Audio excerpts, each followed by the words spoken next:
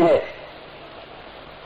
دین پر کامیابی کے نہ ملنے کے لیے جہاں ساری وجوہات ہیں، اس میں ایک وجہ خود یہ ہے کہ امت میں ایمان کے نہ ہونے کی وجہ سے دین امت میں جزوی ہے، جزوی دین پر کامل مدد نہیں آیا کرتی، بلکہ بعض ایسے اعمال امت چھوڑے ہوئے ہیں جن کی وجہ سے ساری مددیں رکی ہوئی ہیں۔ پورا دین آئے گا زندگی میں یقین کے راستے سے، یقین بنے گا دعوت کے ذریعے سے۔ دعوت کا خاصہ یقین کا پیدا کرنا ہے۔ وہ ایسا فرماتے تھے جس چیز کو تم اپنے اندر پیدا کرنا چاہتے ہو اس کی دعوت دوسروں کو دو۔ اس لیے سب سے پہلا کام کامل یقین حاصل کرنے کے لیے کامل یقین کی دعوت دینی ہوگی۔ ایمان کی دعوت خود ایمان والوں کے لیے ہے، ایمان کی دعوت خود ایمان والوں کے لیے ہے۔ میرے عزیز دوستوں اور بزرگوں، جو محنت صحابہ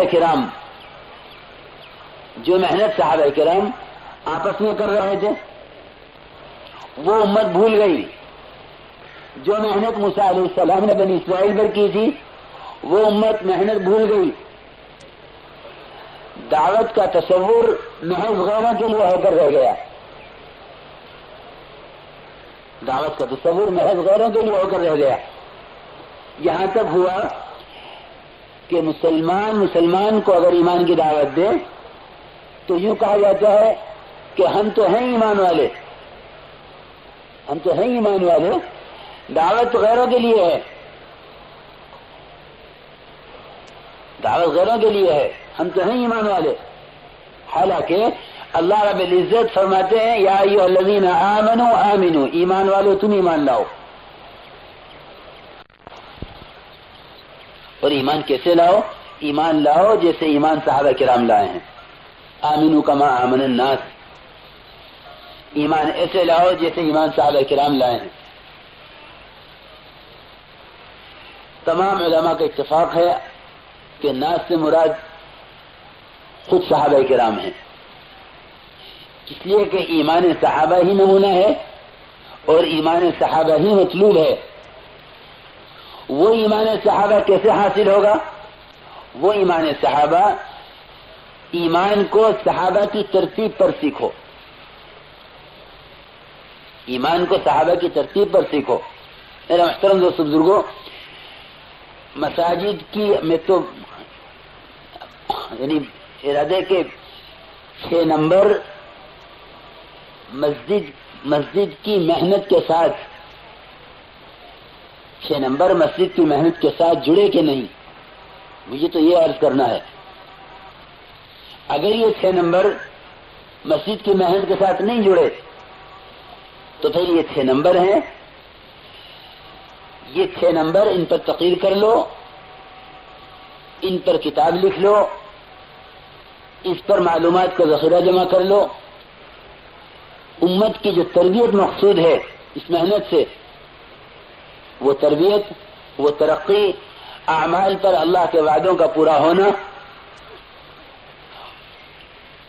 یہ تمام چیزیں یعنی حاصل نہیں ہو سکتی جب تک ابتدا سے ہر نمبر کی محنت کو مسجد سے جوڑ کر نہ چلا جائے۔ محنت کا پہلا قدم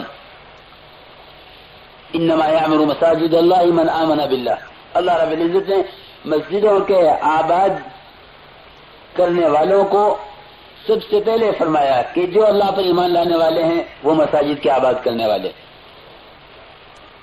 تو ہماری محنت کا پہلا قدم، محنت کا پہلا مقصد وہ اعلیٰ یقین کا حاصل کرنا ہے، ایمان کی اعلیٰ سطح، کیونکہ ایمان صحابہ ہی مطلوب ہے۔ اس لیے سب سے پہلی ضرورت اس کی ہے کہ امت کو ایمان سیکھنے پر صحابہ کرام کے طریقوں پر جمع کیا جائے۔ اجلس بنا نؤمن ساعتاً، یہ عبداللہ بن رواحہ رضی اللہ تعالیٰ عنہ کی، یہ معاذ بن جبل رضی اللہ تعالیٰ عنہ کی مستقل دعوت ہے کہ آؤ ایمان سیکھنے کی بنیاد پر جمع ہوں، آؤ ایمان سیکھنے کی بنیاد پر جمع ہوں۔ اجلس بنا نؤمن ساعتن، آؤ ایمان سیکھنے کی بنیاد پر جمع ہو. میرے اور آپ کے، ہم میں سے ہر فرد کے ذمہ ہے کہ ہم روزانہ وقت فارغ کریں اس کے لیے کہ آؤ ایمان سیکھیں گے، آؤ ایمان کی دعوت دیں گے. میرے محترم دوست بزرگوں، ایمان والوں میں سے ایمان کی دعوت ختم ہو گئی ہے. اس کو ایمان والوں میں زندہ کرنا، یہ ہمارا بنیادی مقصد ہے کہ آؤ بیٹھو تھوڑی دیر ایمان لے آئیں. عبداللہ بن رواحہ رضی اللہ تعالیٰ عنہ وہ صحابہ کو لے کر بیٹھتے، آؤ تھوڑی دیر کے لیے ایمان لاویں. کہ ہم تو ایمان لائے ہوئے ہیں، ہم کون سا ایمان لاویں؟ میرے محترم دوست بزرگوں، ایمان اس کو کہتے ہیں جو اللہ کے یہاں مطلوب ہے. اس ایمان پر وہ عمل، کیونکہ اصل میں دعوت کے ذریعے کلمے کا اخلاص چاہیے. کلمے کا اخلاص چاہیے کہ کیا ہے کلمے کا اخلاص؟ کلمے کا اخلاص یہ ہے کہ کلمہ لا الہ الا اللہ اب کلمہ کہنے والے کو حرام سے روک دے. یہ کلمہ کا اخلاص ہے کہ کلمہ لا الہ الا اللہ کہنے والے کو اس کا کلمہ حرام سے روک دے. اتنا ایمان سیکھنا فرض ہے، فرض عین ہے. اگر یہ پوچھا جاوے کہ یہ محنت فرض عین ہے کہ فرض کفایہ، میرے محترم دوست بزرگوں، اتنا آسان مسئلہ ہے، اتنی آسان بات ہے کہ اگر اس محنت کا مقصد دوسروں کی اصلاح ہے تو دوسروں کی اصلاح والی محنتیں فرض کفایہ ہو سکتی ہیں. اگر اس محنت کا مقصد ہر فرد کو اپنا ایمان اور یقین درست کرنے، اپنے اعمال کو درست کرنے، اپنے اعمال میں ترقی کرنے، اپنے اندر پورا دین لانے، اگر یہ محنت ہر فرد کی اس کی اپنی ذات کے لیے ہے تو اس کے فرض عین ہونے میں کوئی دو رائے نہیں ہو سکتی. پھر تو یہ کہا جائے گا کہ میں دعوت دے رہا ہوں اپنی ذات کے لیے. ایمان سیکھنا فرض عین ہے، نماز کا سیکھنا فرض عین ہے، علم سیکھنا فرض عین ہے، علم سیکھنا فرض عین ہے. ذکر جس کی اصل اطاعت ہے، ذکر جس کی اصل اطاعت ہے، اس کا وہ ہونا، اللہ کی صحیح اطاعت کا ہونا، محمد صلی اللہ علیہ وسلم کے طریقوں پر ہونا فرض عین ہے. اکرام، حقوق کی ادائیگی فرض عین ہے، اخلاص فرض عین ہے. میرے محترم دوستو بزرگوں، میں تو یہ عرض کرنا چاہتا ہوں کہ اگر یہ محنت میری اپنی ذات کے لیے ہے تو ایمان سیکھنا بھی فرض عین ہے، نماز پڑھنا بھی فرض عین ہے، علم حاصل کرنا بھی فرض عین ہے. اور اگر یہ محنت ابھی تک ہمارے خیال میں دوسروں کے لیے ہو رہی ہے، دیکھو اس محنت سے دوسروں کی اصلاح کا ہو جانا یہ ثانوی درجہ ہے. اس محنت کے ذریعے ہر فرد کی اپنی اصلاح مقصود ہے، اس لیے کہ اپنی ذات کی اصلاح مقصود ہے، دوسروں کی اصلاح موعود ہے. اللہ کی طرف سے وعدہ ہے اس محنت پر ہدایت کے دینے کا. جن کی قسم میں ہدایت ہوگی اللہ ان کو اس محنت سے ہدایت دے گا. لیکن اپنی ذات کے لیے یہ محنت اپنی اصلاح کے لیے مقصود ہے. اس لیے یہ سوچنا کہ دعوت دوسروں کے لیے، دعوت تو اس داعی کی اپنی ذات کے لیے ہے. تو سب سے پہلے اس کی ضرورت ہے کہ ہم ایمان کی دعوت کو ایمان والوں میں زندہ کریں. میں عرض کر رہا تھا کہ وہ محنت جو موسیٰ علیہ السلام نے بنی اسرائیل پر کی، جس پر اللہ کے سارے وعدے پورے ہوئے، کہ ان میں ایمان کی محنت سے، ان میں تقوی، ان میں اللہ کے وعدوں کا یقین، کہ اس نے ان کے ان اعمال اور ان کے صبر، ان کے تقوی، ان کے اندر کی ان صفات پر اللہ رب العزت نے اپنے سارے وعدے پورے کر دیے وتمت کلمۃ ربک الحسنى علی بنی اسرائیل بما صبروا ودمرنا ما كان يصنع فرعون. کہ اللہ رب العزت باطل کو پکڑیں گے حق کی وجہ سے، شرک مغلوب ہوگا یقین کی وجہ سے، شرک مغلوب ہوگا یقین کی وجہ سے، باطل کو پکڑیں گے حق کی وجہ سے. لیکن اگر یہ باطل اہل حق میں سرایت کر گیا، اگر یہ باطل اہل حق میں سرایت کر گیا ہے، اگر ان میں مخلوق معاشرت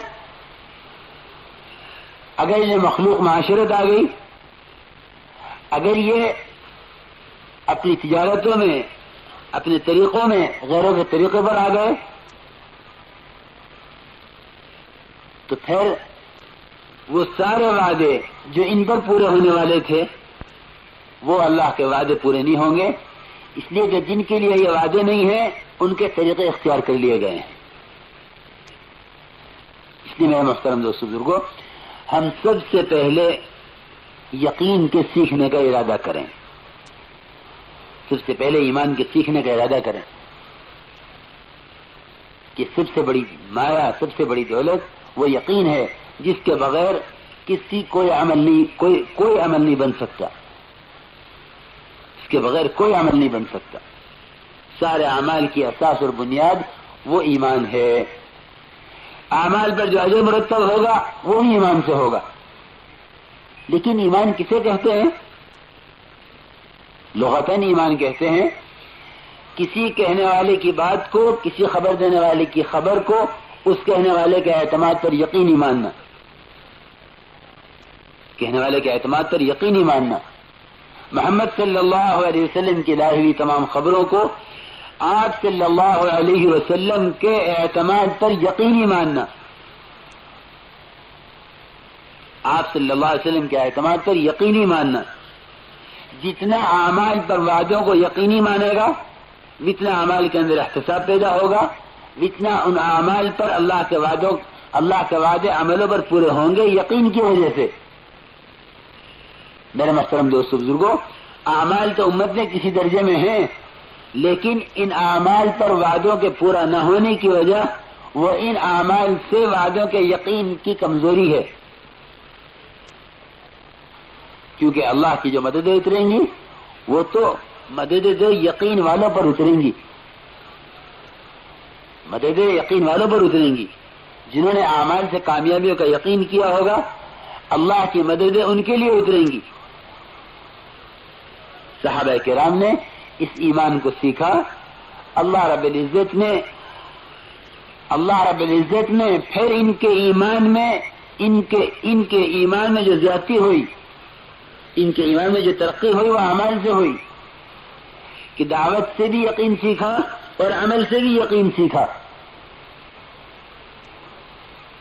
کہ عمل پر اللہ کا جو وعدہ ہے اس وعدے کے یقین پر، اس عمل پر جمے رہے. یہاں تک کہ اللہ رب العزت نے اس عمل پر اپنے وعدے کو پورا کیا. جو جو عمل سے وعدے پورے ہوتے گئے اعمال سے بھی یقین بنتا گیا، اعمال سے بھی یقین بنتا گیا. اس لیے میرے محترم دوست بزرگوں، حرام سے بچنے کے لیے، حکم پر چلنے کے لیے سب سے پہلی شرط وہ یقین ہے، سب سے پہلی شرط وہ یقین ہے. حضور اکرم صلی اللہ علیہ وسلم کی لائی ہوئی خبروں کو آپ صلی اللہ علیہ وسلم کے اعتماد پر یقینی مانو کہ اگر اس کو یقینی مانا گیا تو اس پر وہ سارے وعدے پورے ہوں گے جو اللہ نے کیے ہیں. اور اگر اس پر یقین نہیں ہے، لیکن یقین میرے بزرگوں دوستو وہ ظاہر کی چیزوں سے اور ظاہر کے تذکروں سے نہیں بنا کرتا، کیونکہ ایمان بالغیب اصل ہے.